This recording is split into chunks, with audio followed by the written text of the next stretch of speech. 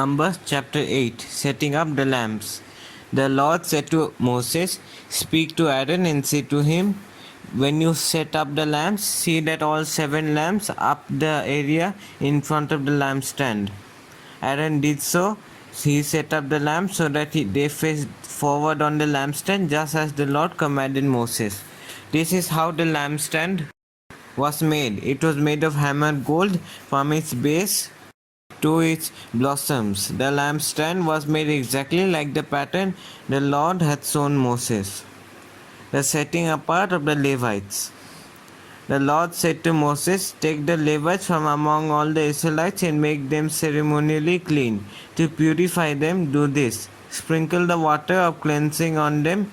Then they have them shave their whole bodies and wash their clothes, and so they will purify themselves. Have them take a young bull with its grain offering of the finest flour mixed with olive oil. Then you are to take a second young bull for a sin offering. Bring the Levites to the front of the tent of meeting and assemble the whole Israelite community. You are to bring the Levites before the Lord, and the Israelites are to lay their hands on them.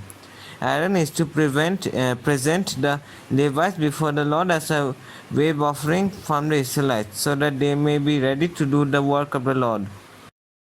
Then the Levites are to lay their hands on the heads of the bulls, using one for a sin offering to the Lord and the other for a burnt offering to make atonement for the Levites.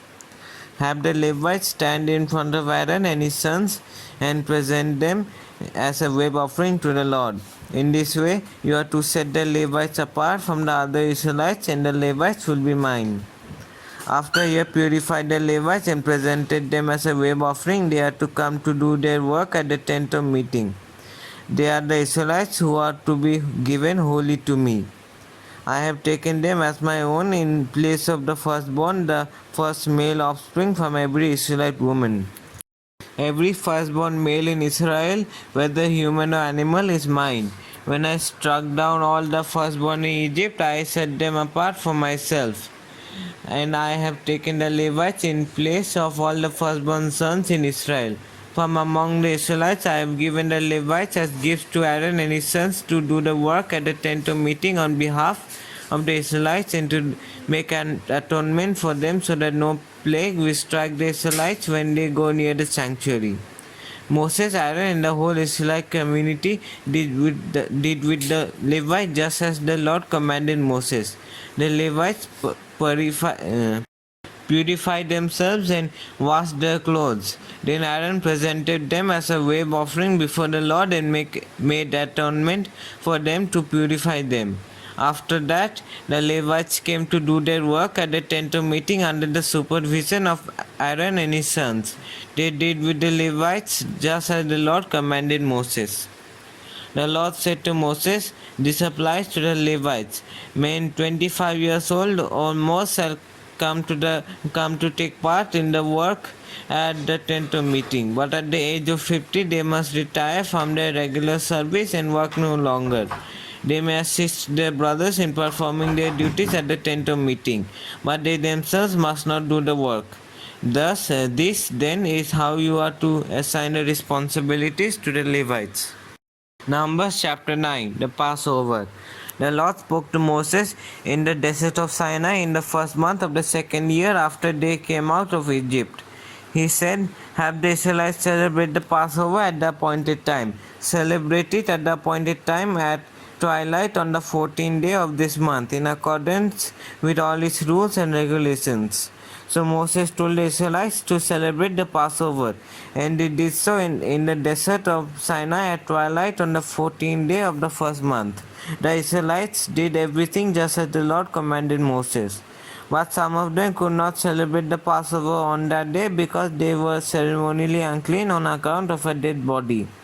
So they came to Moses and Aaron that same day and said to Moses, "We have become unclean because of a dead body. But why should we be kept from presenting the Lord's offering with the other Israelites at the appointed time?" Moses answered them, "Wait until I find out what the Lord commands concerning you." Then the Lord said to Moses, "Tell the Israelites, when any of you or your descendants are unclean because of a dead body or are away on a journey, they are still to celebrate the Lord's Passover. But they are to do it on the 14th day of the second month at twilight. They are to eat the lamb together with unleavened bread and bitter herbs. They must not leave any of it till morning or break any of his bones. When they celebrate the Passover, they must follow all the regulations. But if anyone who is ceremonially clean and not on a journey fails to celebrate the Passover, they must be cut off from their people for not presenting the Lord's offering at the appointed time. They will bear the consequences of their sin. A foreigner residing among you is also to celebrate the Lord's Passover in accordance with its rules and regulations. You must have the same regulations for both the foreigner and the native born. The cloud above the tabernacle. On the day the tabernacle, the tent of the covenant law, was set up, the cloud covered it. From evening till morning, the cloud above the tabernacle looked like fire. That is how it continued to be. The cloud covered it, and at night it looked like fire. Whenever the cloud lifted from above the tent, the Israelites set out.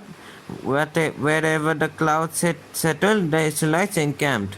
At the Lord's command, the Israelites set out, and at his command they encamped. As long as the cloud stayed over the tabernacle, they remained in the camp. When the cloud remained over the tabernacle for a long time, the Israelites obeyed the Lord's order and did not set out. Sometimes the cloud was over the tabernacle only for a few days.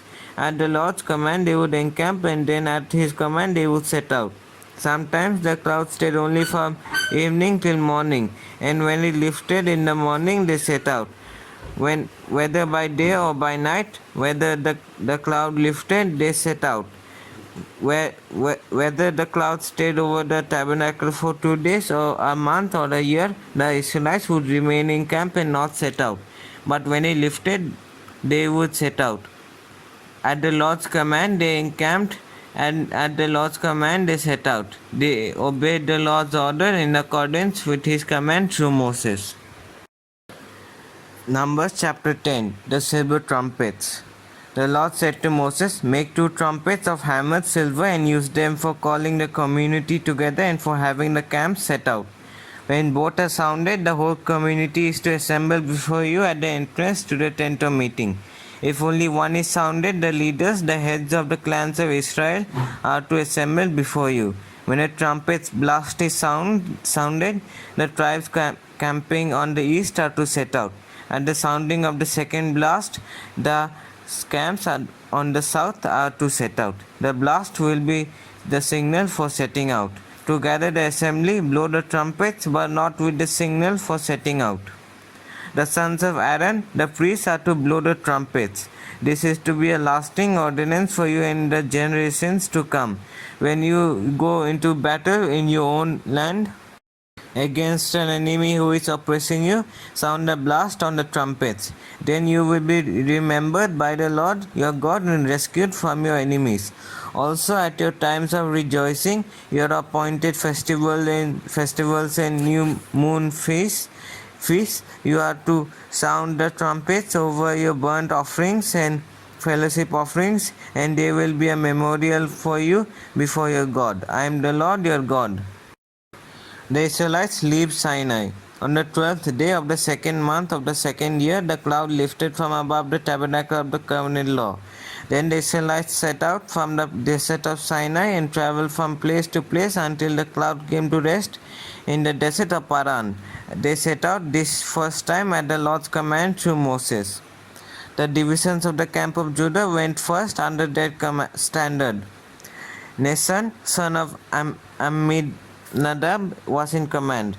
Nathanael, son of Zuar, was over the division of the tribe of Issachar, and Eliab, son of Helon, was over the division of the tribe of Zebulun. Then the tabernacle was taken down, and the Gershonites and the Merarites who carried it set out. The division of the camp of Reuben went next under their standard. Eleazar, son of Sedeur, was in command. Selumiel, son of Zurishaddai, was over the division of the tribe of Simeon, and Elisaph, son of Deuel, was over the division of the tribe of Gad. Then the Kohathites set out carrying the holy things. The tabernacle was to be set up before they arrived. The divisions of the camp of Ephraim went next, under their standard. Elisama son of Ammihud was in command. Gamaliel son of Pedahzur was over the division of the tribe of Manasseh, and Abidan son of Gideoni was over the division of the tribe of Benjamin. Finally, as the rear guard for all the units, the divisions of the camp of Dan set out under their standard. Eleazar son of Ammisaddai was in command.